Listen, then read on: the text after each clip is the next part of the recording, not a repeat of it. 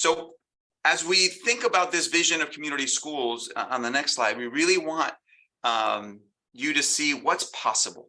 What's possible, and we gotta, reach for the stars. What is aspirational about what can be done in the community through this community schools approach, right? Integration of resources, integration of partners, collective work around this, our students, our families, and our community, and our staff. And this is collective work. So this slide is what we're aiming for across the district at every one of our schools. It's around those three, the framework around soft skills, voice and purpose, and technical skills. It's around pathways, career pathways. It's bringing in our partners, post-secondary institutions. It's bringing in the city. It's bringing in community-based organizations. It's ensuring that we're working on creating this thriving student together. So let me end by giving you a real example, so that this is great, Carlos. You got an aspiration, but is it working? How's it going? Let me talk about this school that we have, one of our high schools. It's Magnolia High School, and there in that area, both Magnolia and Dale Junior High, which is their feeder school, they're sitting on a food desert. Okay, so students shared through that civic engagement and that learning in the classroom that they got to drive 2 miles to get to the nearest fresh, produce or market. But no need to go anywhere any further than 5 feet, 10 feet. Right? They share walls with a fast food restaurant. Tons of fast food restaurants everywhere. Right. So we have this idea of food deserts, and so the students are calling this out. This is a need in our community, right? So working on this together collectively with teacher leaders on the campus, our principal and our cabinet and superintendent, we said, well, my goodness, there is potential. Take a look at this map here. What's highlighted in yellow is this acreage. And I know that not everyone has this plot of land, but there was an opportunity, and this is what it looked like. That acreage that was desert in January of 2022, that's what it looked like. 6 months later, in June 2022, we now have it looking at like this farm.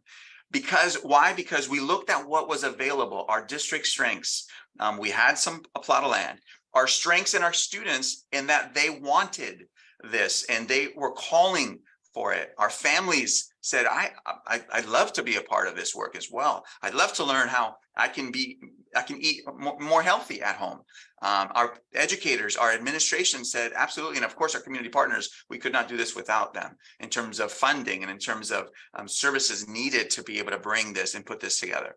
So within 4 weeks, we had students working on internships paid for by the city, launched their green goodness packs. So the farm began to give us fruits and products. And so how did we, again, bring it back to the classroom? We brought our students in as interns to say, what do you think? What can we do? How can we support food deserts, support your learning? How can we leverage our businesses and our companies and our organizations and our families?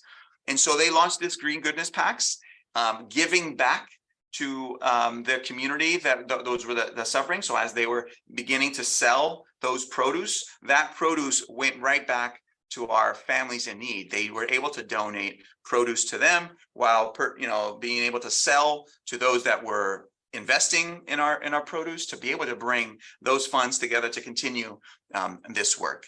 So the part of give and get was the community connectedness and supporting our community to make healthy food options as part of their daily routines. And so the last slide that I'll share in regarding this, right back just to, that was it. Okay, well, that's it.